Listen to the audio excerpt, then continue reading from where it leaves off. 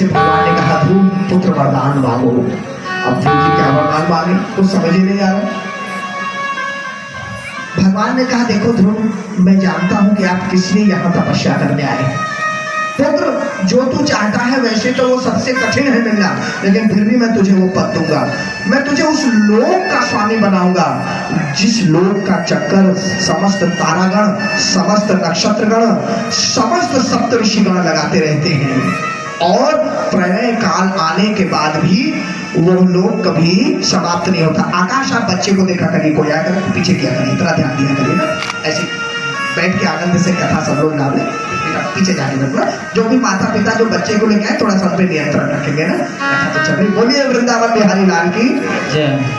तो मैं बार बार निवेदन करता हूँ, ये पीने की कथा है, ये भाव की कथा है ना, तो उस भाव में डूबिए। ये सब तो चलता रहेगा, ये सब सेल्फी और फोटो वोटो ना, आनंद से कथा का लाभ लेने आए हैं तो कथा का लाभ लीजिए। बोलिए वृंदावन बिहारी लाल की। तो ध्यान दीजिए माताओं बंधुओं, अब क्या हुआ कि ध्रुव जी महाराज ने, माताओं बंधुओं, जब भगवान ने ध्रुव जी को वरदान दे दिया तो ध्रुव जी भगवान के जाने के बाद विचार करते हैं कि ये मुझसे कितना अनर्थ हो गया। देखो तो नारद जी सही कह रहे थे कि मैं मेरा बच्चे का बच्चा ही हूँ। वो प्रभु जो परमानंद की प्राप्ति करा सकते हैं, जो कैवल्य पद दे सकते हैं, मैंने उनसे पाया भी तो क्या, अभिमान बढ़ाने वाले ही नश्वर विषय, ये पद प्रतिष्ठा। बहुत पश्चाताप हुआ गुरु जी को, लेकिन भगवान तो जा चुके थे माताओं बंधुओं।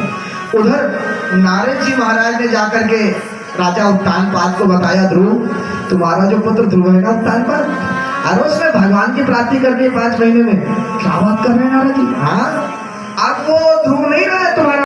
तो ध्रुव जी ने देखिए कितना सुंदर किया, उन्होंने उपदेश सुना, उसका तुरंत पालन किया। हाँ, क्रोध नरक का द्वार है, मैं इसे त्याग देता हूँ। कुबेर जी ने कहा मैं तुम्हारे इस व्यवहार से बड़ा प्रसन्न हूँ, वरदान मांगो ध्रुव पुत्र, तुम क्या चाहते हो। अब ध्रुव जी को याद आ गया, उस समय प्रभु आए थे तो देखो मैं प्रभु से उनकी भक्ति नहीं मांग पाया। कुबेर जी से कहा यदि आप कुछ दे सकते हैं ना तो श्री हरि के चरणों में मेरी अखंड स्मृति बनी रहे, ये वरदान आप दे दीजिए।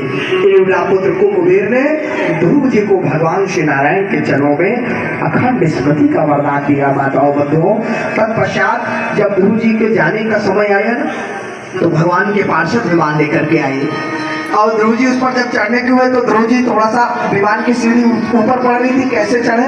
तब तक एक महापुरुष आए और आकर के एकदम जैसे होता है ना, हाथ दे करके कोई चढ़ा देता है, कोई कहता है मेरे कंधे पे पैर रख के चढ़ जाऊं, वैसे एक महापुरुष आए और उन्होंने कहा ऐसा करो मेरे मस्तक पर आप से पैर रख के चढ़ जाओ। आप कौन है? कहा महाराज मैं काल हूँ, काल। और माताओं बंधुओं, ध्रुव जी ने काल के मस्तक पर चरण रखे।